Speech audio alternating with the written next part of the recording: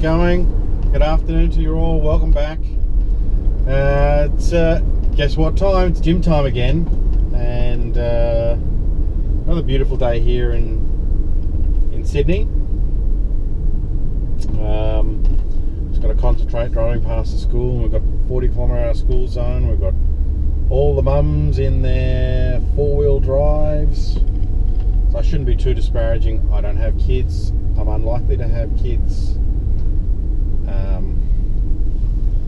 But Jesus, how many mums pick their little Johnny and little Jenny up from school every afternoon? It's amazing. Anyway, yeah, so it's gym time, and I feel good after yesterday's session. Really smashed chest, so consequently my chest is sore. I can feel it really good. I can feel it from the bottom all the way up to the top. I've got soreness on the outside, on the inside, on the bottom, and the top, north, south, east, west, which is really what I'm looking for. It means that I hit all the parts I wanted to hit. It's not painful, it's just I poke it and it's sore. Well, stop poking at you, moron. No, oddly enough, anyway, so that's really good. I had a really good session. Shoulder's really good. You know, as you know, for those who've been watching, right hand shoulder has been an issue for a long time, actually 20 years, truth be told, and you know, it's feeling pretty good.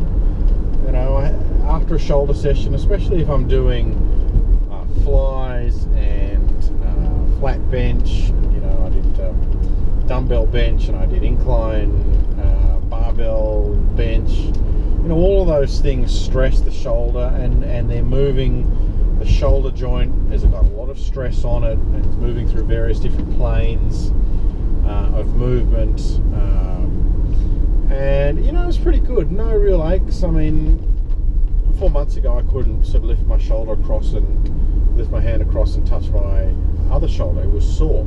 Now what's sore here is the contraction of the chest muscle. That's the sore part. The shoulder joint's not actually sore, which is good. You know, the being very smart about that's one thing as a 43-year-old you have to understand, is you have to listen to your body. Listening to your body is really important. You know, as a 20-year-old you can kind of get away with being a bit of a dick. You'll pay for it later, but it's not going to hurt you now. As a 40-plus-year-old, and as I've said before, lifetime natural 40 bodybuilder, athlete,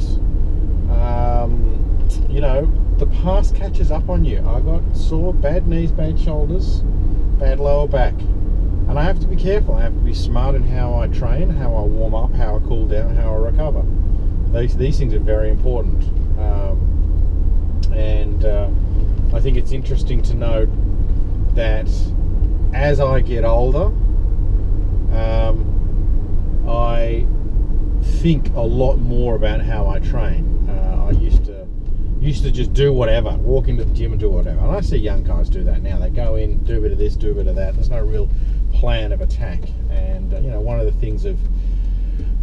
the benefits of age, I guess, is a bit of wisdom to not do that. So, you know, I always make sure I warm up.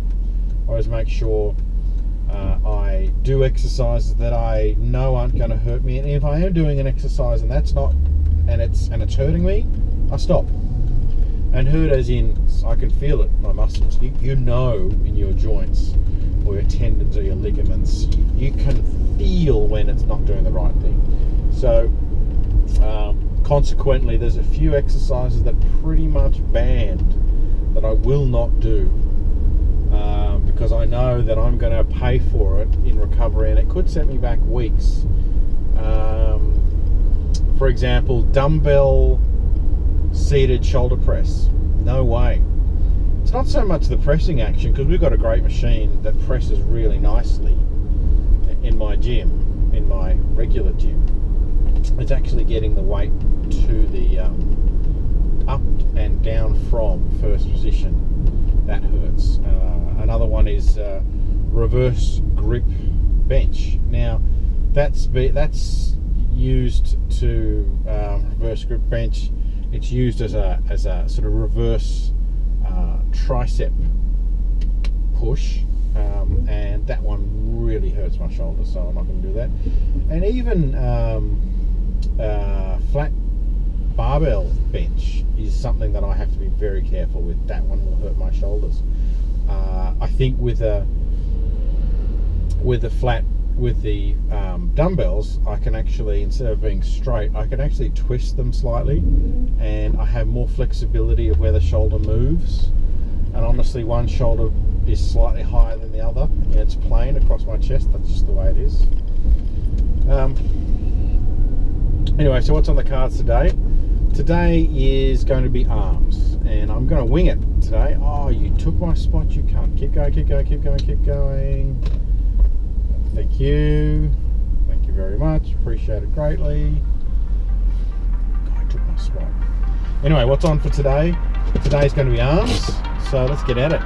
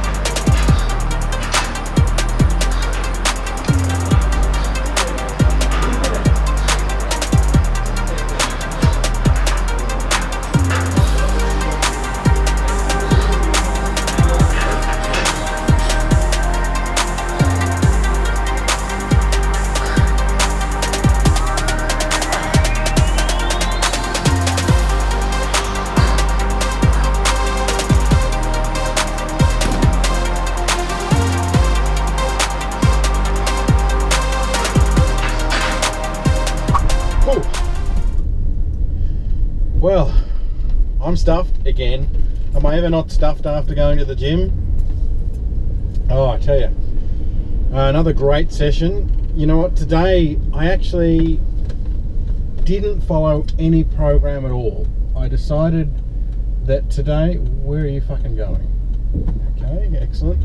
I decided that today I was going to go by feel. I knew what I wanted. I wanted to do a big blowout session on my arms, biceps and triceps, and what I did was supersets, and I decided that I'm going to go by feel. I'm going to do sets of 15, 4 sets of 15 on each exercise. I'm going to superset bis and tris, or tris and bis. Triceps first, biceps second. Triceps are the largest or larger muscles, so I tend to go with those first. Maybe next time I'll go the other way around. Anyway, I did tris, bis, supersets, 4 sets of 15, or I put the weight so that at 15 that was pretty much it. Okay, so I'm not doing 15 and then stopping. I'm setting the weight to a point where 15 I'm pretty much should be on failure. Okay, and the answer is when I do the last set, the 4th set, really I'm not doing 15. I'm probably doing 12, 13 because I'm failing. Anyways, excellent session. I really felt that I was able to get a good workout, good pump. I started with cable. I like cables. Cable. One of the good things about cable is it's actually a constant weight. So when you're using a barbell or a bar, in certain positions there is less resistance on your muscle, whereas with cable you have that constant weight. Once the weight's lifted up and it's off the stack and you're moving it, the weight is constant no matter where you are in the exercise, and that's not the case all the time with barbells and dumbbells. So what I was doing was I started off with the rope extension. I like the rope extension, really good for grip because you get a really strong grip. Man, look at this traffic. That's shit. I only have about 4 or 5 kilometers to go from the gym to home, and I'm sitting in bumper to bumper traffic, and I'm out in the suburbs. Go figure. Anyway, I started off with cable tricep push downs, which is really good. Now you want to make sure that you're not using your lats or not using your back in the exercise. So I try and keep the upper arm as straight and stationary as possible, and just move around the elbow. And I try and lock out or flex at the bottom of the exercise. So 4 sets of 15, but I was doing that back to back, and I actually got some footage today. I don't really like taking film in the gym. I feel very self-conscious of doing it. There wasn't anybody there. I got some footage. The problem with my gym is when you start videoing, you realize the light in the gym is really crap. There's dark spots, and unfortunately the cable machine is right in a dark spot. They've got big industrial lights, but they throw a light down in one spot, and if you're outside of that light, it's dark. It's not dark when you're in there, but when you're putting it on the camera, there's dark spots all over the place. And whilst I do have a light, I'm stopping short of turning the light on in the gym. Oh, fuck's sake, what are you doing, you morons? Oh, some mummy in a fucking 4-wheel drive doesn't know what the fuck she's doing. Fucking idiot.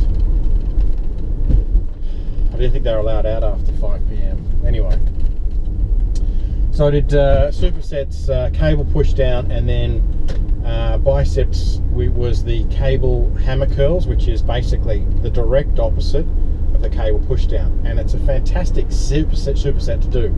Walk from one to the other. You know, you put one pulley high, one pulley low, and just walk from one to the other. I tend to use as much as possible the same weight, although my triceps are stronger.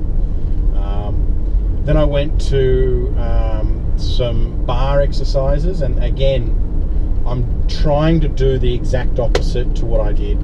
So I did lying easy bar extensions, basically the old skull crushers with the easy bar, and literally sit up and stand. What I do is I sit up, I stand up, change my grip around, and do easy bar curls. 4 sets of that. You know, I was doing I think it's 35 kilos on the easy bar, and it's not a huge weight, but by the end I tell you I'm getting a good pump, and it's really hurting. Then I went back to the cable machine and did your more traditional angled bar push down. You can get more weight on the angled bar push down because you're not relying as much on your forearms to drag, you know, to drag that rope down. And then I did straight bar curls. So again, I was going from push down to curls, 4 sets of 15. And then I finished my arms off with some isolations. Sitting at the preacher machine, I did single arm overhead tricep push-ups, raises. And that's a great exercise for really isolating. I like that exercise for me. There is other ways of tricep. I see people doing them across their face lying down. I do it sitting up, and then with this, without changing hands, without letting go of the weight, I come straight back down onto the preacher, curl, bench, and curl. Oh, geez, doing that. Oh, fuck. Still pumped, and it's then, yeah, that still hurt. So then I did preacher curl. So yeah, that's a really good pump out exercise. Basically, I'm doing the tricep extensions and straight into the preacher curls, and then I swap hands, tricep extensions, preacher curls, and that is a good isolation exercise. After that, I jumped on the treadmill and did a fairly solid clip, 15 minutes at a reasonable incline, 15 minutes walking on the treadmill.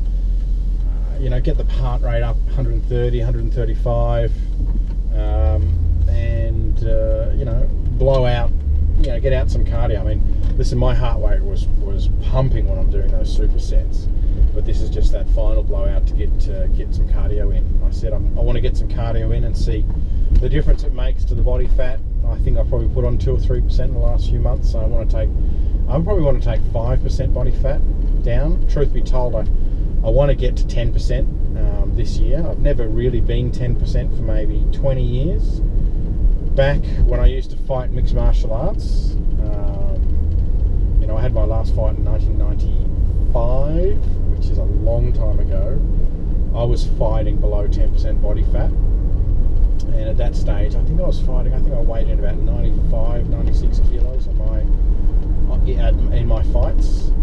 So at 104 kilos now, I've put on. I'm a much stronger person than I was. I'm not as fit, but much stronger. So that was a great workout. I was really pleased with that. My arms are sore. They're going to be sore tomorrow. My chest is a bit sore. That's a good thing. So I'm quite happy with that. Say hello to the neighbour. I don't really talk to my neighbours, but waving every once in a while makes them feel like I don't hate them completely. So it's shake time now. Go back in, do a shake.